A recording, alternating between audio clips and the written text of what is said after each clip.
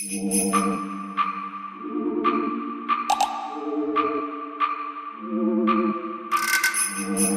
je m'appelle Tienne, je travaille pour Exebia en tant que développeur Android. En même temps, j'anime l'atelier chez Exebia. Atelier, c'est un peu comme un espace pour les makers, pour des hackers chez Exebia, un peu comme un Fab Lab. J'avais travaillé pour PMU sur leurs applis Android. J'avais aussi travaillé pour SNCF sur leur atelier de IoT, également pour SoftBank Robotique. Donc cet après-midi, il y aura un talk justement sur le projet qu'on est en train de travailler, c'est la SDK Android pour Pepper. À 16h15, je fais la pub et ça va être super. Venez nombreux. Donc un petit mot sur l'atelier. Moi personnellement, je m'intéresse beaucoup sur toutes les technologies autour de IoT et aussi mobilité. C'est pour ça, avec plusieurs collègues, on a créé l'atelier chez Exebia qui permet des collègues d'avoir un espace dédié pour prototyper, pour faire des projets intéressants autour de ces nouvelles technologies. Donc aujourd'hui, je vais vous parler du physical web. J'espère que vous avez bien profité le keynote de tout à l'heure. J'espère que aussi vous êtes intrigués par le nom de physical web. Donc combien d'entre vous ont déjà entendu parler de physical web? Levez les mains. Ok. Vous êtes au courant de ce nouveau thème qui est inventé par Google. Pour les gens qui ne connaissent pas encore, c'est aujourd'hui je vais vous démystifier ce physical web. Donc on va commencer par un petit mot en avance pour parler de qu'est-ce que c'est ubiquitous computing. Et puis je vais vous parler de physical web en résumé. Après, les technologies derrière ces magnifiques approches, quelques takeaways, et puis on va arriver en conclusion. Donc, ce monsieur, il s'appelle Mac Weiser. C'est un chief scientist de Xerox Bank, PAC aux États-Unis. Il est le père de ubiquitous computing. Pourquoi je veux parler d'ubiquitous computing? Parce qu'avant d'introduire une nouvelle technologie ou une nouvelle approche, j'aime bien parler de l'histoire. Il a dit les technologies les plus profondes, ce sont les technologies qui disparaissent. Ils se font dans notre vie quotidienne, ils deviennent imperceptibles ou indissociables. Il a mentionné ça dans une publication à l'année 90, très en avant. Il a aussi indiqué les 3 types de devices qui va être central dans cette vague de technologie. Du coup, on voit bien que des device tabs qui correspondent à peu près à notre wearable d'aujourd'hui, et des packs qui sont à peu près la taille de smartphones et des tablettes, et également des écrans qui sont actuellement notre télé, la taille de télé. Donc lui, il a mentionné 3 vagues dans l'évolution de technologie. Le premier était le mainframe. Donc c'est tout le monde partageait le même ordinateur. La deuxième vague, c'était le personal computing. C'est que l'ordinateur est utilisé par une personne. Entre la transition, on a eu Internet qui permet d'avoir des systèmes distribués. Progressivement, on arrive sur cette époque ubiquitous computing. C'est que il y a tellement de l'ordinateur autour de nous, il y a tellement d'objets connectés et des smart objets autour de nous qu'on est entouré par ces technologies. En même terme, il y a aussi un terme, ça s'appelle context awareness, qui vient de même terme que ubiquitous computing. Ça veut dire que notre device mobile, qui sont capables de percevoir leurs environnements. Un exemple tout simple, notre appli Spotify. À un moment donné, ils ont sorti un feature, c'est que quand tu es en train de courir, il peut utiliser le capteur accéléromoteur sur votre device mobile pour savoir votre vitesse de jogging afin de vous proposer des musiques adaptées. Donc ça, tous ces capteurs sur des devices mobiles et sur des objets, ça nous permet d'avoir une capacité, ça permet des objets d'avoir une capacité de percevoir l'environnement de manière très intelligente. Donc, pour parler de tout ça, ça c'est pour vraiment introduire cette vague qu'on est en train de vivre. Et là, je vais continuer à parler de physical web. Donc, qu'est-ce que c'est physical web? Donc, c'est une approche. C'est pas une technologie spécifique. C'est une approche. C'est plutôt un écosystème qui permet d'utiliser le corps puissance du web. C'est que on demand. C'était inventé par Google. Le leader de ce projet, c'est Scott Johnson. le slogan pour ce projet, c'est Wake up and use everything. En gros, n'importe qui possède un smartphone ou un device mobile qui a une connexion Bluetooth, il peut balader dans l'environnement et pouvoir utiliser les services proposés dans cet environnement spécifique. Donc, comment ça marche? On balade avec notre device. Des objets beacon sont déployés dans notre environnement. Ils sont en train d'émettre des signaux via Bluetooth.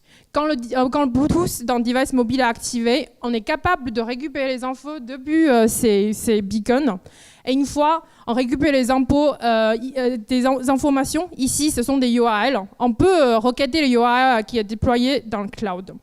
Un exemple concret sur les devices Android, c'est un push notif discret qui paraît dans l'écran.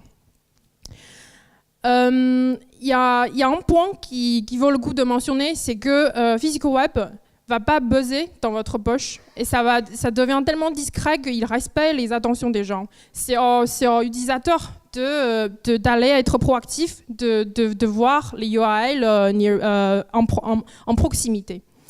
Cette approche est déjà utilisée dans beaucoup d'endroits, par exemple dans des arrêts de bus, dans des musées. Google a organisé une conférence sur l'ubiquité pour parler de ces technologies beyond Internet of Things. Et pourquoi on veut parler du Physical Web aujourd'hui? C'est parce que selon le loi de Moore, on est en train de vivre cette énorme croissance de Physical Web. Donc je pense que vous connaissez tous Moore's Law.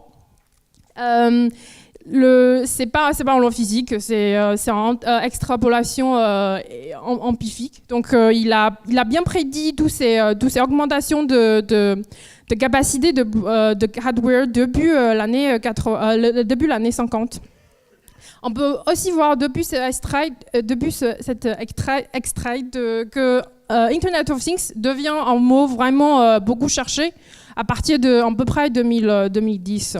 Selon des agences de recherche, ils ont prédit que le device connecté va dépasser 50 milliards en l'année 2020. Donc on peut voir en futur, on sera vraiment entouré par tous ces devices connectés, par différents objets qui sont capables d'interagir avec les gens. Comment on va vivre cette époque? Parce qu'on va recevoir tellement de push notifs, on va recevoir tellement de buzz que les gens vont être tellement dérangés par tous ces objets.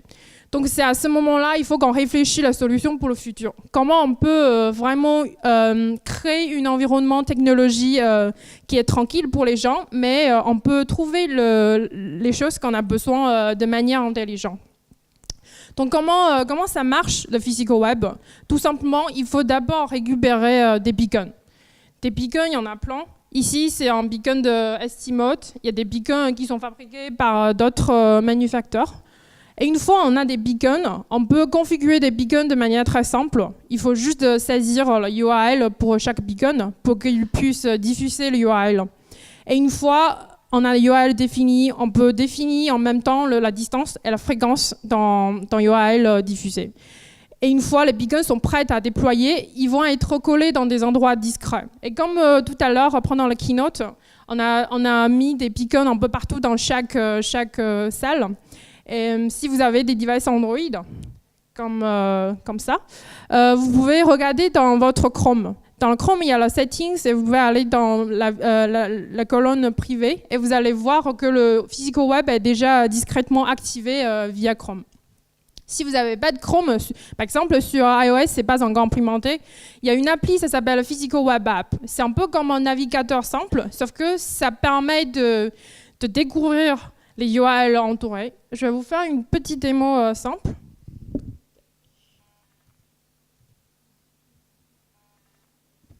Donc là, c'est l'appli Physical Web.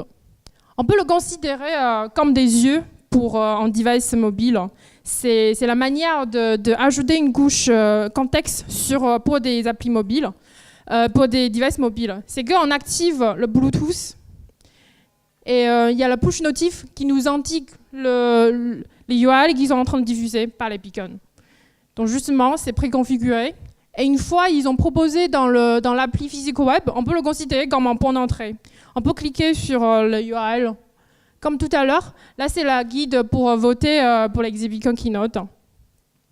Donc tout simplement, il n'y a pas plus que 3 étapes. C'est de lancer l'appli, ouvrir l'appli Physical Web ou même juste scroller votre notification bar pour trouver les URL et puis vous pouvez visiter. Tout simplement, et ça nous fait gagner beaucoup plus de temps.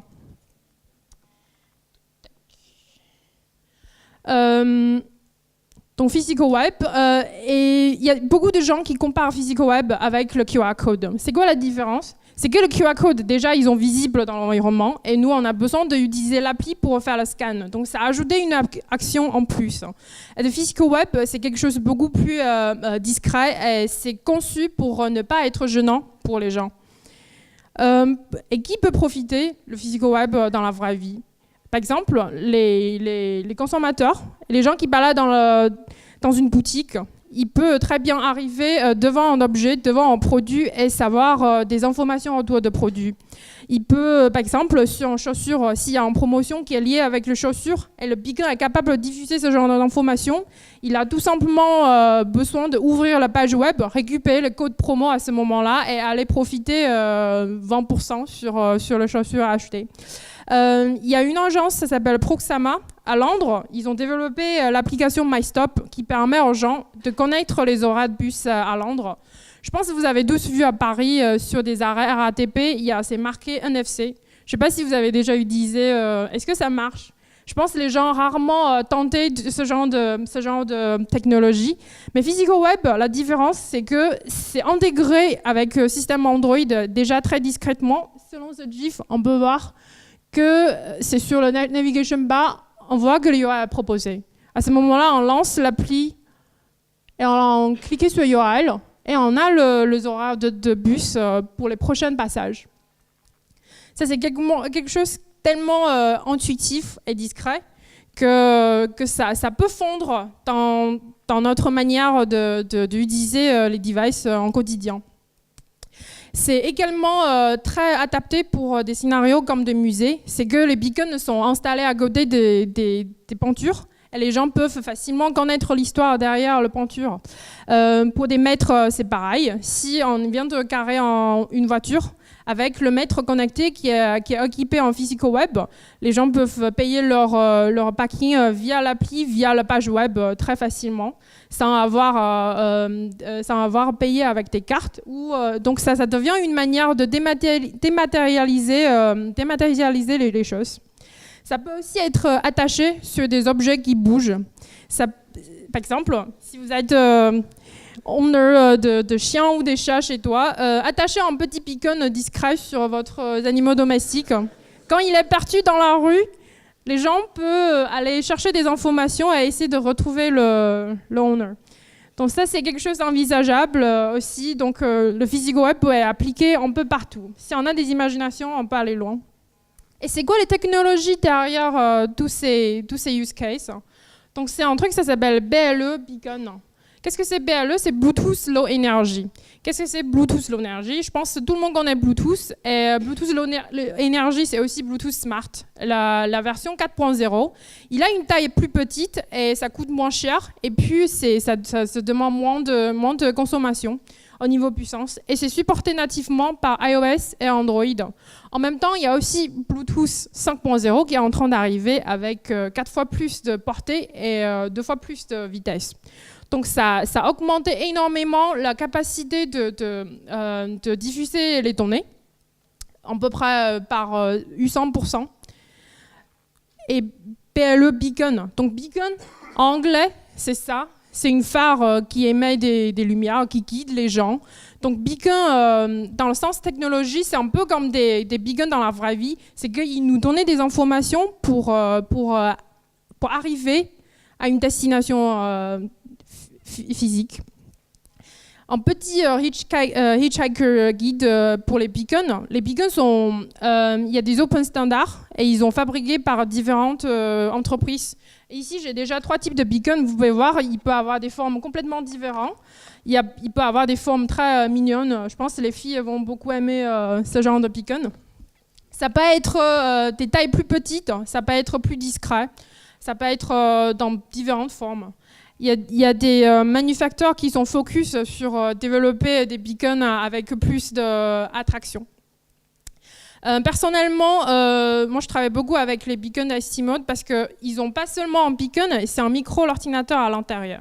Donc ils ont beaucoup plus de capacité pour faire autre chose et je vais parler de ce sujet un peu plus tard. Ils ont récemment sorti un beacon, ça s'appelle Miro, qui est branché sur la télé et qui est alimenté par la prise USB, qui est capable de proposer plus de choses sur des grands écrans.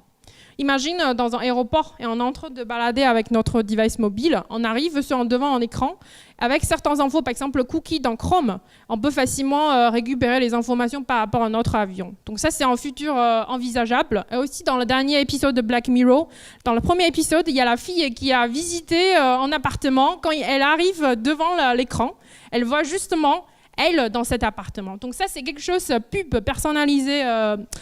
Ça peut être ciblé à tous les individus qui ont un device mobile. Il y a également beaucoup de caractères pour dessiner un signal de beacon. Par exemple, dans des applis pour gérer des beacons, on voit bien il y a des measured power. Ça nous indique la puissance de signal d'un beacon. C'est que s'il est plus loin, il est plus faible. Ça, c'est l'interface d'administration d'un beacon Estimode. On voit bien que ça visualise la distance entre le beacon et les devices mobiles et aussi les packages qu'il est en train d'émettre. En même temps, si un beacon coûte trop cher pour vous, par exemple, actuellement, ça coûte 99 € pour 3 beacons Estimode, donc c'est suffisamment cher. Et vous pouvez utiliser de virtual beacon. C'est que simuler un beacon via votre device mobile. Il faut juste envoyer des paquets selon le protocole. Justement, quel protocole qu'on doit utiliser? Il y a deux protocoles actuellement. Il y a le premier, c'est eBeacon, qui est inventé par Apple. C'était réalisé en WWDC en 2013, en juin. C'était tellement discret que c'est juste un petit mot marqué dans un slide. Mais à partir de ce WWDC, il y a beaucoup de marketing qui ont commencé à faire les buzz de eBeacon. C'est pour ça que ça fait 3 ans qu'on a entendu eBeacon, mais on ne voit pas vraiment des solutions concrètes autour de eBeacon. eBeacon, il émet un paquet comme ça. Le plus important, c'est le UUID, le valeur majeure et le valeur mineure. Qu'est-ce que c'est ces 3 valeurs? Donc UUID, vous connaissez tous, c'est un ID unique. Et le valeur majeure et mineure, c'est deux integers différents. Donc ça peut être quelque chose qu'on utilisait plus tard pour caractériser un beacon. Comme c'est supporté nativement dans iOS, on voit bien les objets beacon et des régions pour les beacons. Qu'est-ce que c'est en région pour un beacon, pour un eBeacon surtout? C'est que quand un beacon est live, il peut créer une région virtuelle autour de lui. Et quand un device est suffisamment proche d'un beacon, il va rentrer dans cette région.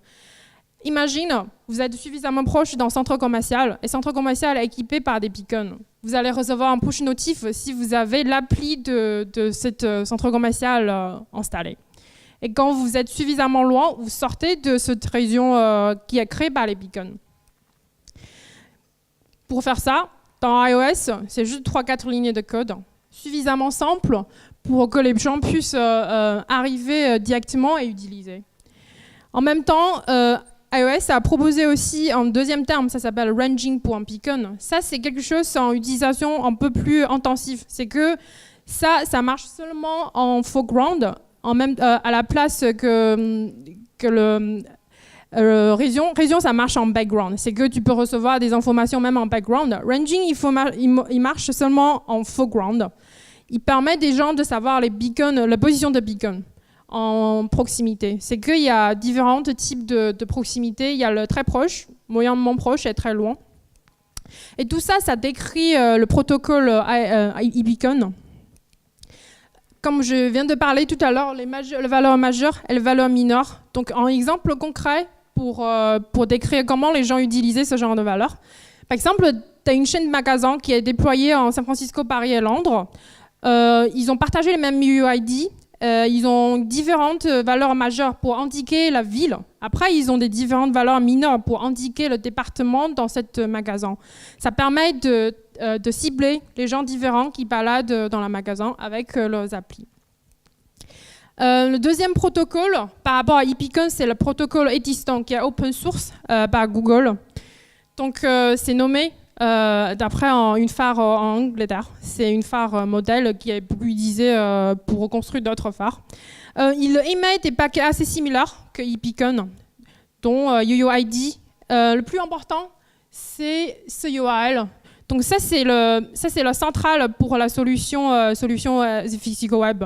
C'est que la solution Physical Web est construite autour de protocole eBeacon, et grâce à ce paquet URL envoyé, on est capable d'aller visiter en web proposé, en site web proposé.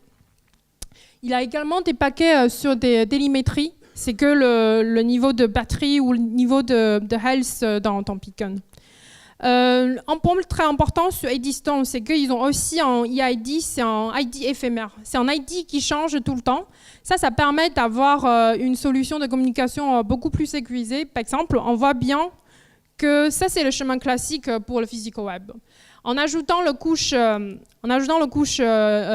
EID, on va d'abord demander un service, web service en remote pour l'autorisation. On va récupérer les infos nécessaires pour s'autoriser. Et une fois, on a la permission et on peut aller chercher le page web, dans ce cas-là, crypté, ou qu'ils ont besoin des tokens en plus. Tout ça pour dire qu'il y a deux types de protocoles qui sont actuellement proposés.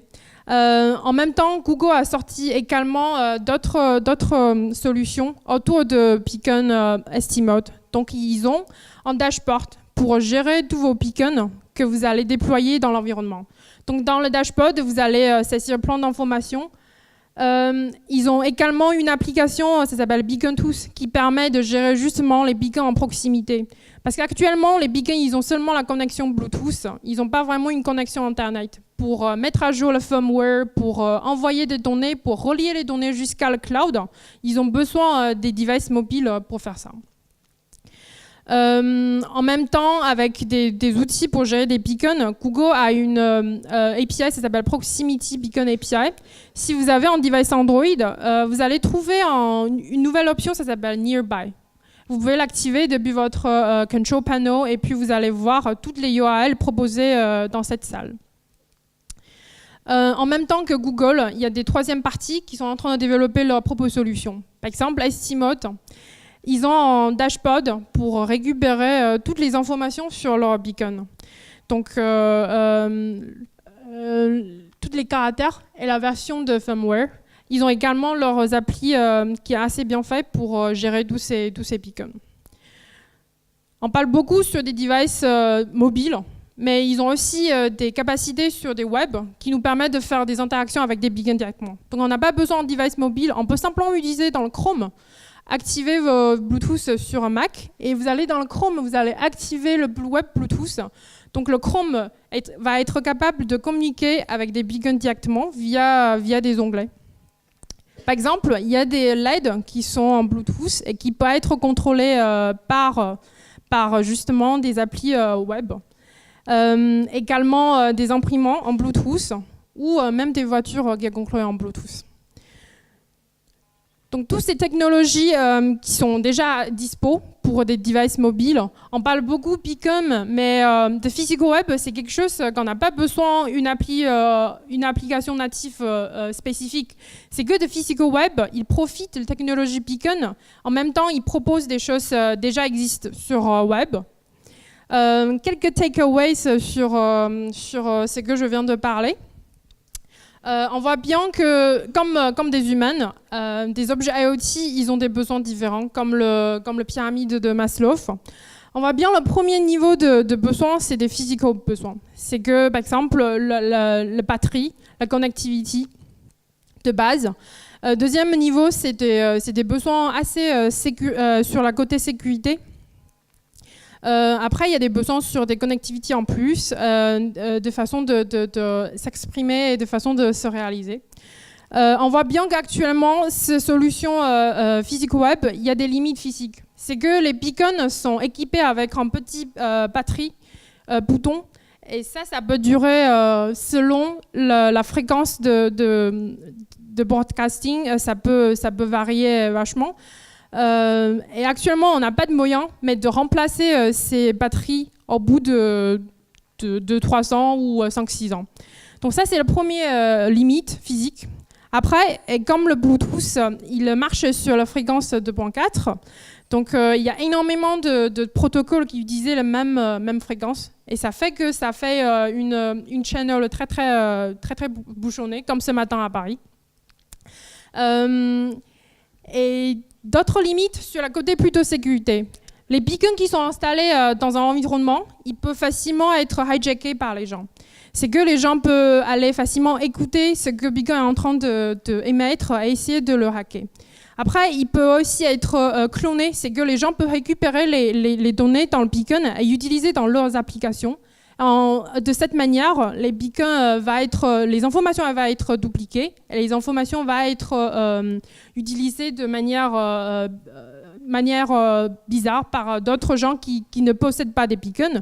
Et aussi, comme c'est des objets qui sont déployés dans un environnement physique, ça peut être récupéré de manière violente et être ouvert directement. En même temps, on pose aussi des questions sur la vie privée. Est-ce que ça nous concerne? Oui, ça nous concerne. Si un jour, Google a décidé d'intégrer ça directement dans Android, comme dans Chrome. Chrome possède des cookies. Une fois on visitait certains types de sites web, les cookies vont être utilisés pour faire des retargeting comme Criteo ou d'autres entreprises qui sont en train de faire. Notre information personnelle va vraiment récupérer et utiliser de cette manière. Donc ça c'est aussi un sujet qu'on est en train de parler. Mais The Physical Web, à la place d'utiliser une appli native, il a déjà évité beaucoup de soucis par rapport à l'appli native. Actuellement, pour sécuriser la solution Physical Web, on peut voir que ça peut être en URL crypté, donc en HTTPS. Le URL peut aussi être obfusqué. On va utiliser des tokens qui changent tout le temps aussi pour sécuriser en plus la solution. Aussi des pages web qui possèdent des access control qui peuvent améliorer les choses. Des limites sur des connectivity. On voit bien que les beacons actuellement, ils n'ont pas la capacité de communiquer directement avec Internet. Donc c'est à ce moment-là qu'on a besoin des devices mobiles. Parce que dans un cycle de vie très typique dans IoT, dans l'objet IoT, on a besoin de communiquer ces données vers le cloud afin de pouvoir profiter de ces données et analyser en plus et de réagir en plus. Donc on voit bien un typique chemin de IoT, c'est comme ça. Et on a besoin d'un gateway en ce cas-là. Donc ça rejoint exactement ce que Physical Web a proposé, c'est que notre device mobile devient le point central de cette solution, de cette approche. Ça nous reliait vers le monde physique. Donc ça devient vraiment le pont entre le monde physique et le monde virtuel. Et pourquoi on a besoin de ce gateway? Tout simplement à cause de connectivity, à cause de la capacité de procéder les données. Ces petits devices, ils n'ont pas la capacité énorme pour procéder toutes les données possibles. Et aussi, d'avoir un gateway, ça permet de faciliter la mise à jour de firmware, etc. On arrive sur le dernier, le top de ce besoin, c'est que les beacons, ils ont besoin de faire plus de choses. Actuellement, on voit qu'un URL diffusé. On pose la question, et qu'est-ce qu'on peut faire plus par rapport à ça? Par exemple, Estimo sont en train d'innover sur cette partie. Ils ont ajouté des GPIO, c'est des General Output et Input sur leur beacon. Donc avec un beacon, on peut contrôler d'autres objets, d'autres capteurs. En même temps, ils ont aussi sorti des API pour stocker les données en plus dans un beacon. Donc actuellement, on peut utiliser les beacons pour stocker les textes, des images, des audios. Quand les gens sont en proximité, ils peuvent récupérer ce genre d'informations directement via la connexion Bluetooth à la place d'aller chercher sur Internet. Donc tout ça, ça crée plus de possibilités pour utiliser cette technologie dans manière intuitive. Donc en arrivant sur la conclusion, on est vraiment dans cette époque quand on est entouré par les objets connectés. Et à ce moment-là, il faut qu'on trouve une solution de rendre l'ensemble d'environnement plus calme. Mac Weiser, la même personne qui a inventé le mot ubiquitous computing, il a une publication qui parlait de calm technology. Il a dit la technologie de la future, c'est quelque chose qui aide les gens de manière discrète. Ça doit être quelque chose tranquille et invisible. Ça va nous permettre d'étendre notre conscience sans vraiment rendre compte quand on est en train d'utiliser une technologie. Donc la technologie, éventuellement, il doit créer cette tranquillité pour les gens, pour l'environnement. J'espère que d'ici 10 ans, on va vraiment enfin arriver dans cette époque de calm technology. On ne va pas être buzzé par toutes les push notifs qu'on reçoit en quotidien et on va pouvoir utiliser le service quand on veut. Et un jour, les gens n'ont plus besoin de taper dans des moteurs de recherche pour récupérer des informations. C'est les services qui vont arriver vers nous, qui vont se manifester pour qu'on puisse les utiliser. Merci. Si vous avez des questions.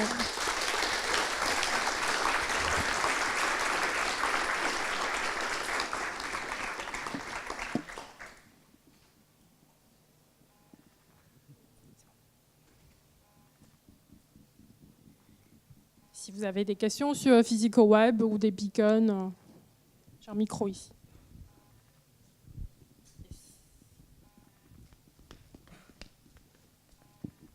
Est-ce que, par exemple, dans un exemple d'un supermarché Oui. où on a des milliers de produits, peut-être un millier de produits dans un rayon, est-ce que les beacons sont encore envisageables ou est-ce qu'il faudra aller vers d'autres technologies ?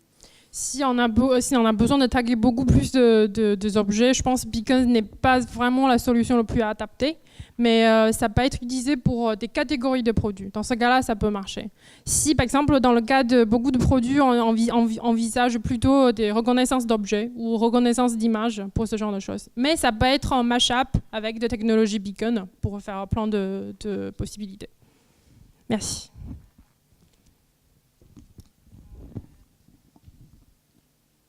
Bonjour. Bonjour. Tu parlais du prix de Estimote. Oui. Est-ce que tu as d'autres exemples de prix peut-être plus accessibles ou plus chers ? Oui. Pour Exebeacon Keynote, comme on a un budget pas illimité, donc on a acheté ce genre de beacon, ça coûte à peu près moins que 30 €. Donc c'est une boîte de 10 beacons, ça coûte 130 €. Donc ça coûte à peu près 13 €. Okay. Ça reste quand même cher parce que dedans c'est un microcontrôleur et tu as besoin de batterie et tu as besoin de le coq aussi. Et pour rendre le coq sexy, je pense qu'Estimo a fait beaucoup de défauts. C'est pour ça que le beacon est plus cher. Merci. Merci.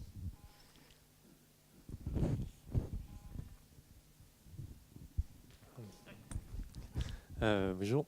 J'ai vu qu'il y avait un type de beacon dont on pouvait ouvrir quelque chose avec Chrome. Oui. Du coup, est-ce que le beacon héberge un service en fait ? Justement, je peux vous faire une démo maintenant. Ah, il y a la pub. Donc, actuellement, dans l'appli Physical Web, on voit bien qu'on trouve toutes les URL en train de diffuser. Si on va dans les settings, actuellement, si vous n'avez pas une connexion Internet, ça ne va pas vraiment marcher. C'est qu'en premier coup, il va regarder les beacons autour. Après, il va déjà requêter un service en remote. Donc, en fait, dans l'appli Physical Web, il propose différents types de services pour parser les URL. Donc, cette première étape de parsing, s'il n'arrive pas à contacter des services, il ne peut pas marcher. Selon moi, Chrome utilisait le Google Physical Web Service. Moi, j'ai switché sur l'Open Source Physical Web Service, qui va être beaucoup plus utilisé par des développeurs, à mon avis.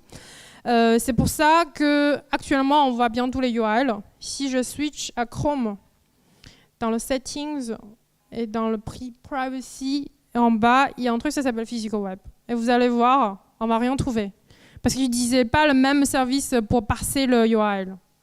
Donc ça, c'est quelque chose assez limité selon ce que je constatais, c'est que les protocoles ne sont pas vraiment standardisés. Il est en cours de standardisation. Donc ça prend encore un peu de temps pour que cette technologie soit vraiment pratique pour utiliser. Donc dans le cas des imprimantes et des voitures, voilà, c'est quelque chose de spécifique à chaque device pour l'instant. Dans des cas d'imprimant, on peut imaginer une appli web qui tourne quelque part. Et puis le device, l'objet, il émet le URL. On va juste le trouver directement. Ouais. Question ? Oui.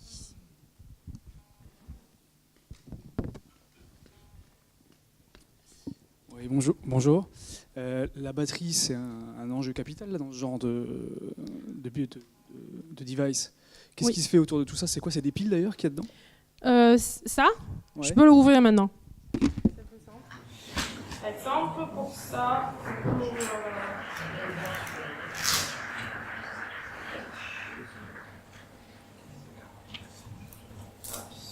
Ça c'est plus simple à ouvrir. Il faut juste tourner. Donc dedans il y a un petit microcontrôleur dessus avec en batterie. Et tous ces piqueux, ils ont à peu près le même caractère, c'est qu'ils ont plus facile que ça permet des gens de coller directement vers le mur ou dans des endroits plus distraits. Donc c'est ça. C'est quoi la question exacte? Pardon. Justement, plutôt autour de la batterie. Oui. Il y a des piles là-dedans qu'il faut changer régulièrement, enfin Oui. 3 ans, je sais pas quoi. Là. Oui, entre 6 ans. Il y a des travaux autour ouais. de tout ça pour que justement ils s'auto-alimentent ou je sais pas, il se Ouais. fait quoi autour de ça? On peut imaginer un jour ils vont utiliser le panneau solaire de Elon Musk. Et comme ça, le Picum peut alimenter. Ça, à mon avis, ça peut être les prochaines étapes pour rendre des Picums plus autonomes. Yes. Est-ce que tu crois plus au développement de technologies comme le beacon ou de technologies dans genre le Li-Fi? Li-Fi, tu le connais, mais en tout cas pour les autres, c'est un système de communication basé sur la lumière. Lumière. En fait. Moi, je crois à toutes les technologies qui peuvent porter les bonheurs aux gens et qui peuvent rendre l'environnement plus sympathique. C'est qu'actuellement, PhysicoWeb, ça me paraît une très bonne solution de parler, de discuter ce sujet, de surtout discuter cette époque éphémère. C'est que, pas éphémère, ubiquitaire.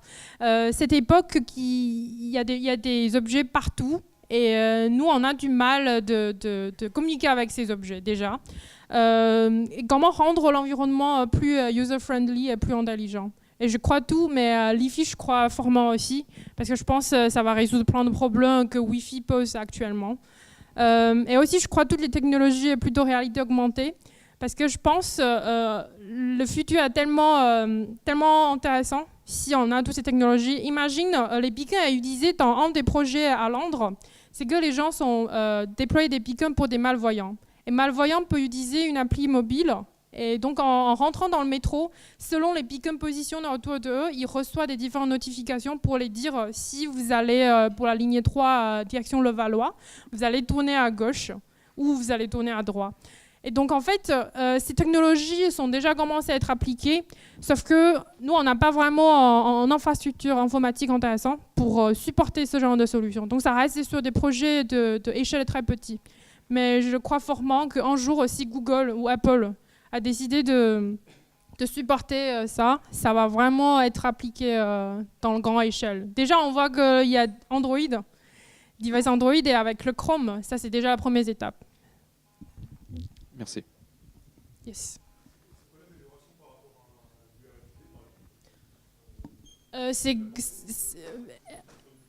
Ou des améliorations.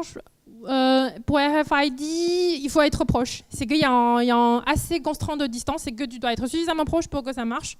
Bluetooth, avec la nouvelle technologie Bluetooth 5.0, ça peut être quelque chose de vraiment l'emporter. C'est que entre là et l'autre bout de la salle, je peux profiter de cette technologie. Je sens vraiment être en proximité. Surtout, le portée va être encore plus grand dans les prochaines années.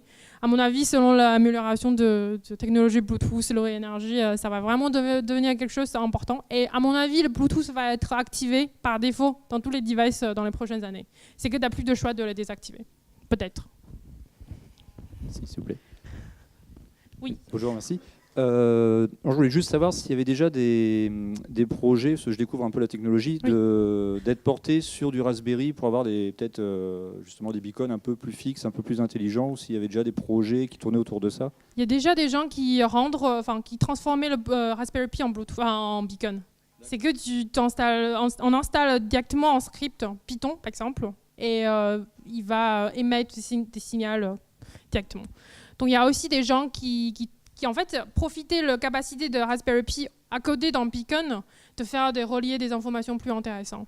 Et nous, on a notre CTO a fait un petit projet, c'est qu'une fois tu as tapé sur un beacon, comme le beacon SCMOS ont des accélérateurs dedans, il va recevoir cette choc et il va poster des infos vers Slack. Donc, en fait, il y a déjà des mini-projets comme ça. Ça montre le chaînage possible entre des beacons et d'autres choses. Il y a beaucoup d'API qui sont proposés. Avec ACWP, on peut faire plein de choses avec. C'est bon? Yes. Merci.